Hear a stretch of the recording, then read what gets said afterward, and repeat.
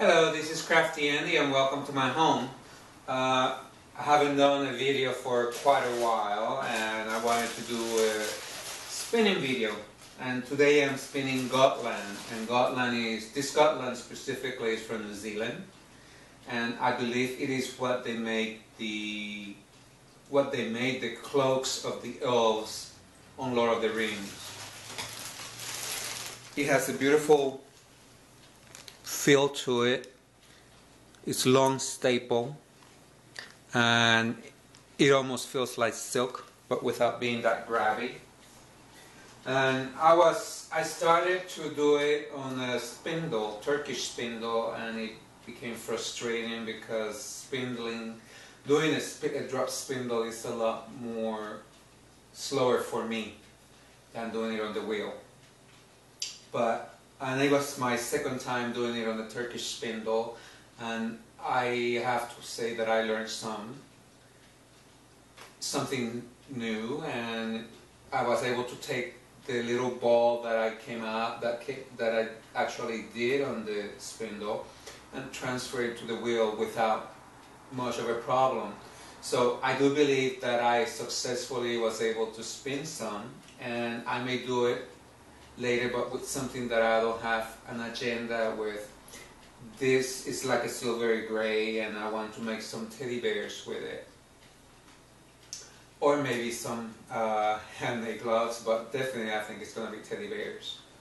So I also want to show you the pattern that I'm working on. This is called the Brethren and it's from Millar Fontenot, and I have turned the heel, and it's a pattern for a sock, and I'm using wool mice, twin, Sarte Nospe, and these are signature needles, and the signature needles DPNs are 8 inches, but the main reason why I have them is an investment. I cannot break this, I cannot bend them, they're grabby, as you can see. And I just wanted to share that with you. Oh, and this is my cable needle, just in case you were wondering. There is one from the signature line, but they're a little bit pricey. They are great quality, but they are not cheap. They're made in America as far as I know, and they have I think they're completely made out of steel. So this is my Kronsky Sonata, and I am spinning. I'm drafting the wool, and it's like a worsted way. So as I said, I wanted to make some teddy bears.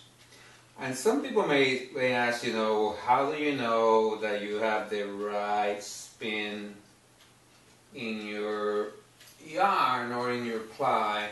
And sometimes you just go like that and you can see that it's enough spin.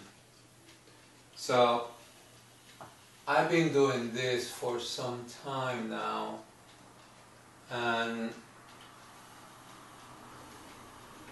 your body never forgets. Your hands, your arms create a memory. It's called muscle memory, and it is very interesting because you get to create a certain kind of yarn by default. And the hardest yarn for me, perhaps, to make is a big yarn. But I have no problems making DK weight, worsted, or even lace. But you have to be an intentional spinner, and you have to give time.